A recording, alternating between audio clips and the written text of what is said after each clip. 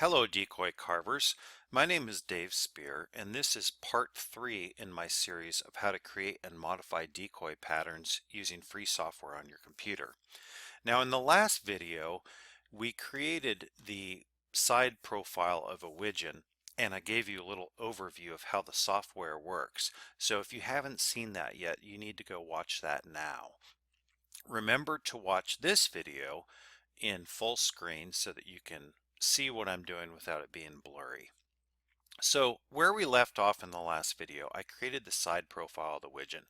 Now what I'd like to do is go ahead and create the top profile of the body.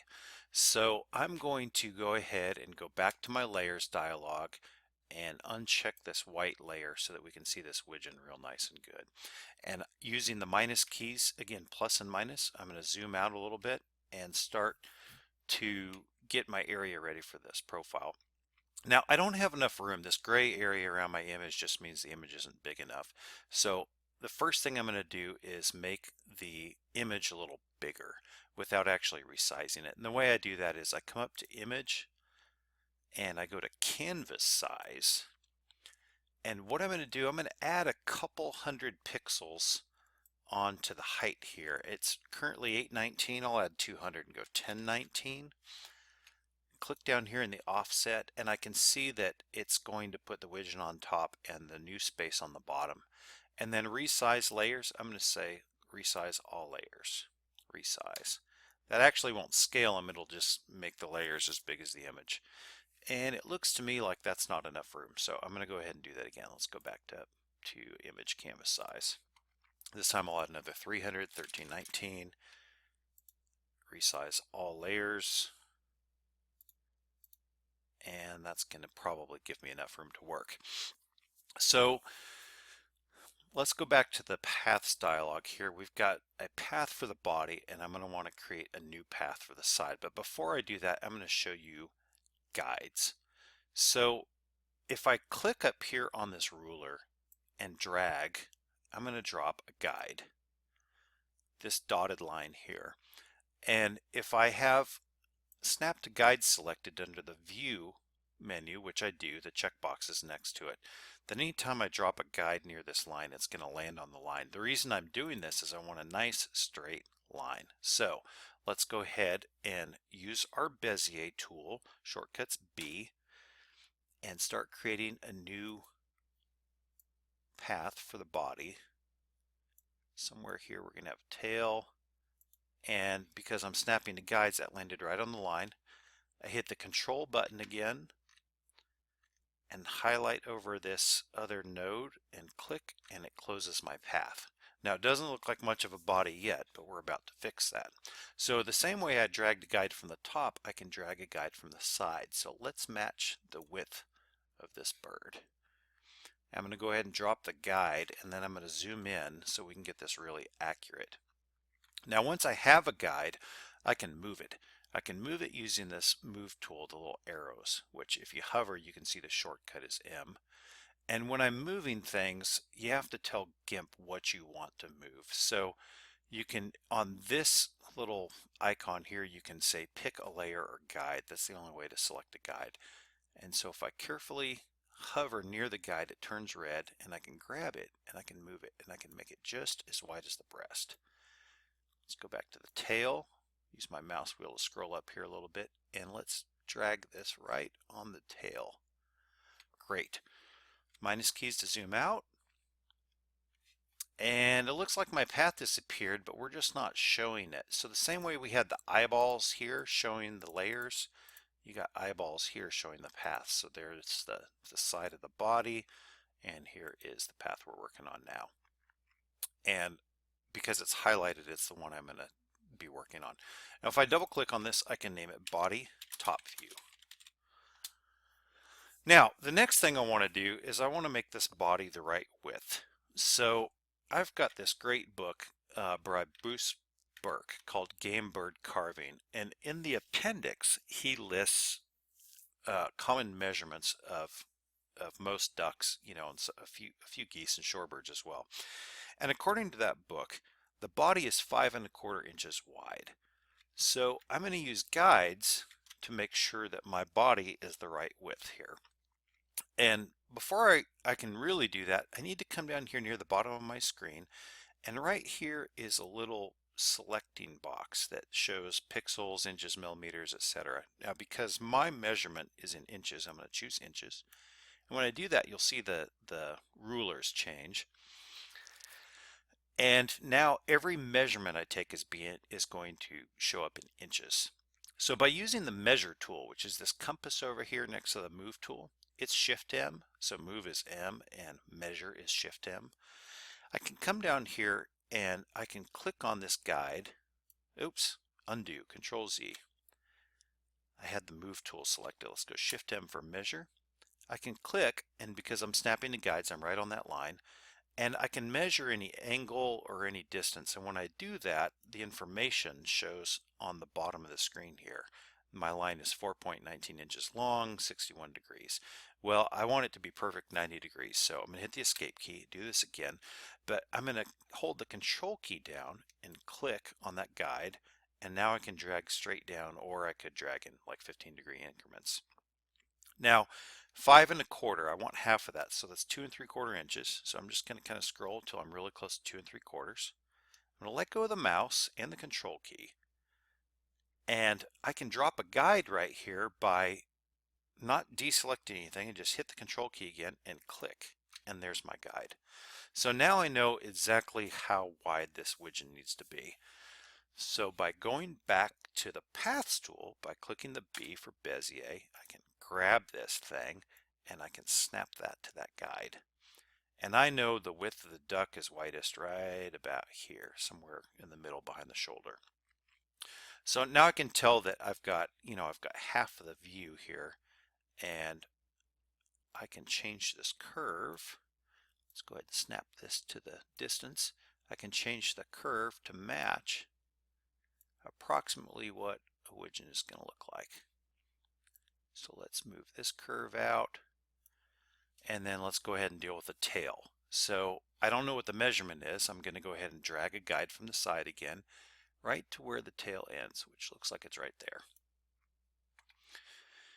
Hit the now I've got the move tool selected because I used a guide. So if I hit the B again, I can come here and I can grab this node that's supposed to represent the tail, and you see how it's wanting to grab the curve.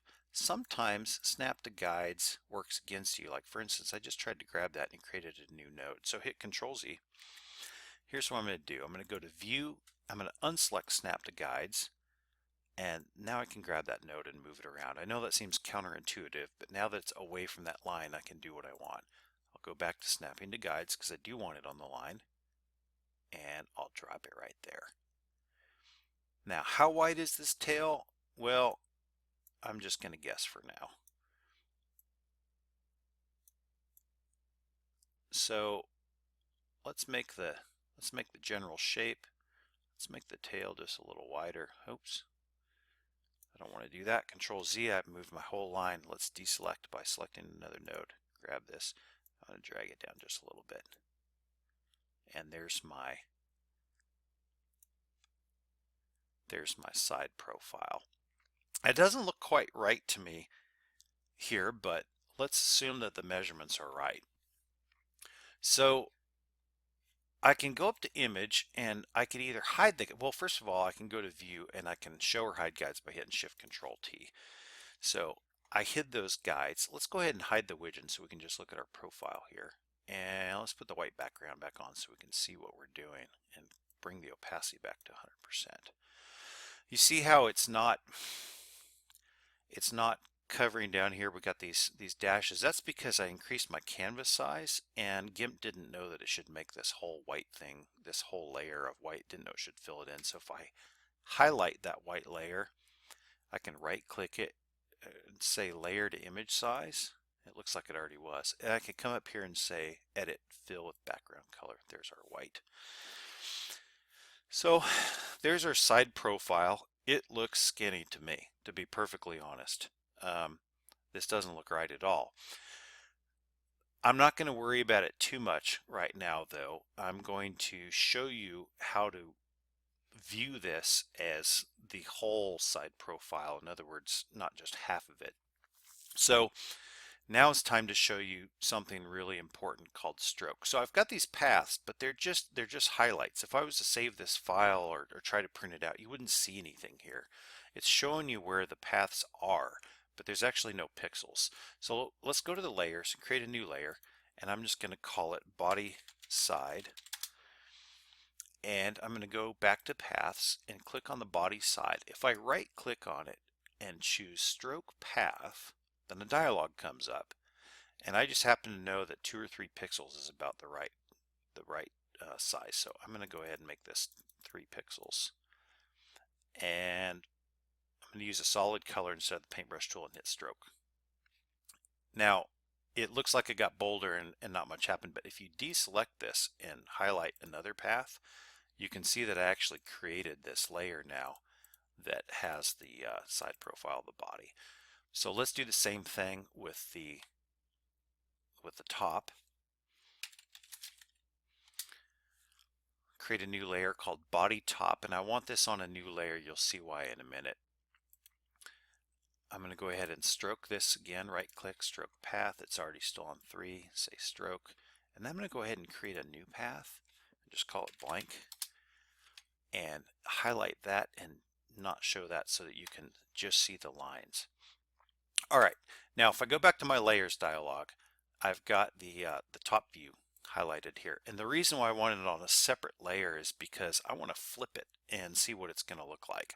And if I did that on the same layer as the side, it would also flip the side. So I've got the body top highlighted, and I come over to the toolbox, and there's this flip tool here.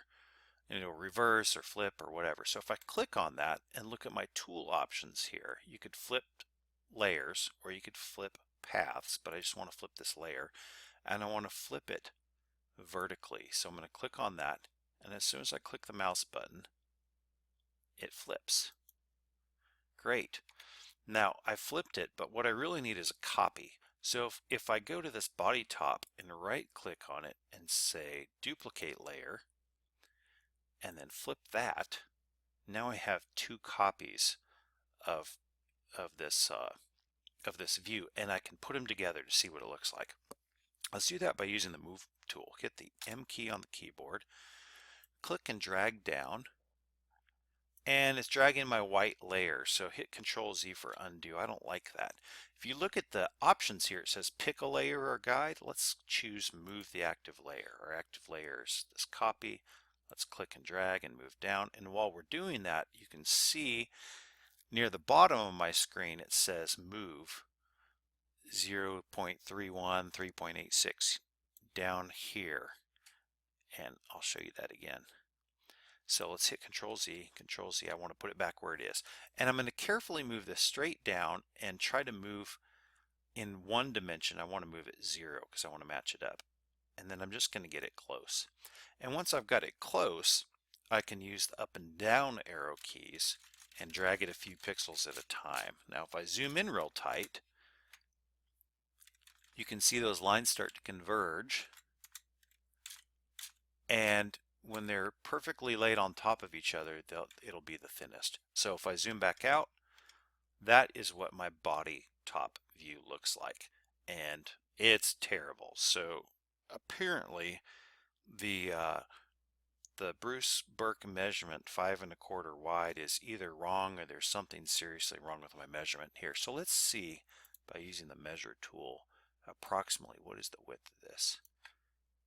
It says 5.5 inches, but I just don't believe it. It just doesn't look right at all. Aha! I know what the problem is. We need to resize this image so that it's life size. And in order to do that, I'm going to have to take a pause here so this video isn't too long, and in the next video I'll show you how to resize the image. Thanks for watching. Stay tuned in.